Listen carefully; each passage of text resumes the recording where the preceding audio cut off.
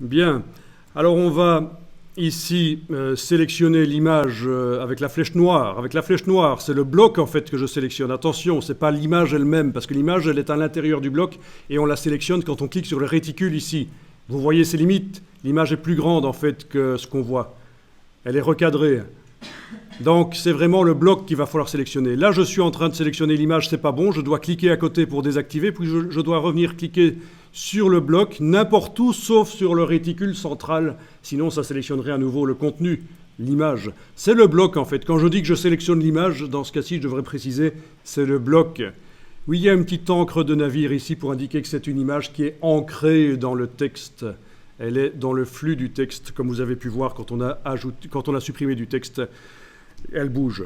Elle passe même à la colonne de gauche si on supprime 2 paragraphes. Voilà, vous avez votre image là qui est sélectionnée. On va lui ajouter un petit effet spécial de cadre, bien que ce soit un peu lourd et c'est pour la démonstration, mais pourquoi pas? Il y a certaines publications où mettre des cadres sur les images, ça peut servir, notamment des petites brochures dans des parcs d'attractions, etc. Ça peut être sympa. Alors on va aller dans la palette Contour, menu fenêtre, contour, window, stroke, dans la version anglaise. On va indiquer qu'on veut un contour, on va mettre un contour par exemple de 3 points. Voilà le contour de 3 points qui arrive. Il faudrait peut-être lui mettre une couleur. Actuellement il est blanc. Il faut mettre la case de contour en avant-plan dans la palette des outils. Vous comprenez pourquoi la palette des outils, c'est mieux de l'avoir en 2 colonnes. Parce que quand elle est en 1 colonne, c'est assez réduit et c'est pas génial. On ne voit pas trop. Donc palette des outils en 2 colonnes, la case contour est à l'avant-plan. Techniquement, dans InDesign, il est possible de double-cliquer sur l'échantillon comme dans Photoshop et d'aller choisir une couleur, mais je ne vous le conseille pas parce que vous allez passer à côté d'une fonctionnalité de InDesign qui est intéressante, qui est les couleurs globales, c'est-à-dire que on va plutôt utiliser le nuancier pour choisir une couleur. On va aller dans le menu Fenêtre, Couleur, Nuancier, Window Color Swatches. Parce que les couleurs que vous mettez dans le nuancier, elles sont liées aux éléments du document. Vous allez comprendre. Alors je choisis une couleur, voilà. Le magenta, qui est installé sur la couleur de contour du bloc. Voilà, j'ai un contour magenta. C'est pas mal. Et on reviendra dans le nuancier plus tard. Vous allez voir cette fameuse couleur globale.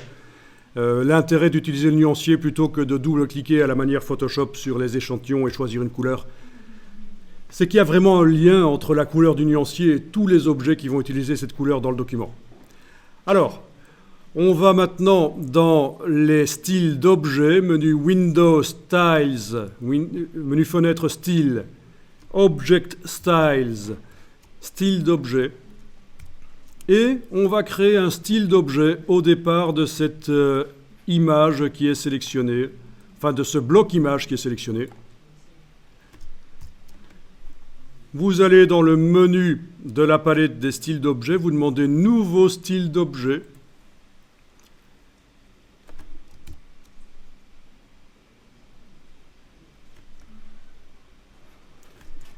Et vous allez donner comme nom Image. Donc, je vais appeler ça Bloc des images dans le flux. Oui, parce que j'ai déjà un style qui s'appelle Image dans le flux et c'est un style de paragraphe. On va l'utiliser un peu plus loin, vous allez voir. Donc j'appelle ça vraiment Bloc des images dans le flux. Bloc au pluriel si on veut. Voilà. OK. Et alors, quand j'ai fait le style, là, j'ai oublié de cocher appliquer le style à la sélection. Apply Style to Selection. Donc je suis obligé ici manuellement d'aller appliquer le style que je viens de créer, le style d'objet, de l'appliquer à l'objet qui a servi à créer le style. L'intérêt du style d'objet, c'est pas vraiment pour cette image-là, c'est pour les suivantes que je vais faire. Je vais pouvoir rapidement leur appliquer le style.